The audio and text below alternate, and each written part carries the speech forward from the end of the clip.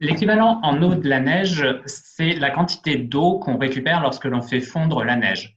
C'est une quantité qu'il est extrêmement important d'estimer au Québec parce qu'elle permet de mieux anticiper le débit dans les rivières et plus particulièrement de prévoir les inondations au moment du printemps lorsque le manteau neigeux va fondre. Au Québec, l'estimation de l'équivalent en eau de la neige se fait à partir de deux types d'informations. Le premier, ce sont des observations qui sont faites au sol, soit avec des capteurs automatiques, soit manuellement.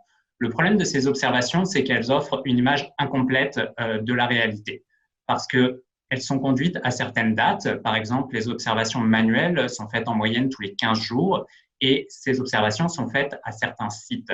Donc, on n'a pas d'informations sur ce qu'il se passe entre les sites de mesure et entre les dates de mesure.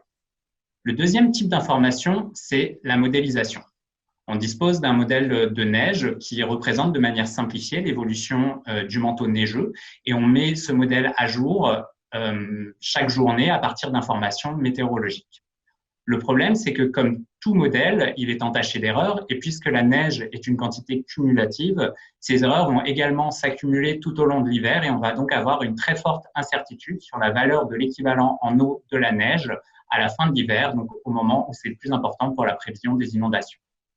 Par contre, le modèle est capable de nous donner des estimations en continu dans le temps et dans l'espace. Le projet sur lequel on a travaillé avec le ministère de l'Environnement du Québec, c'est sur une méthode qui permet de correctement mêler ces deux types d'informations. Donc, la méthode qu'on a proposée, elle consiste à créer différents scénarios possibles d'équivalent en eau de la neige pour chaque jour à partir du modèle. Ces scénarios, ils vont se situer dans la marge d'incertitude de la modélisation et on va ensuite les évaluer à partir des observations au fur et à mesure qu'elles deviennent disponibles. Cette évaluation, elle va nous conduire à supprimer certains scénarios qui sont trop éloignés des observations, à cloner les meilleurs scénarios et à donner des poids à ces différents scénarios à différentes régions de ces scénarios. Puis, en combinant ces différents scénarios pondérés, on va aboutir à un compromis entre la modélisation et l'observation. C'est ce qu'on appelle de l'assimilation de données.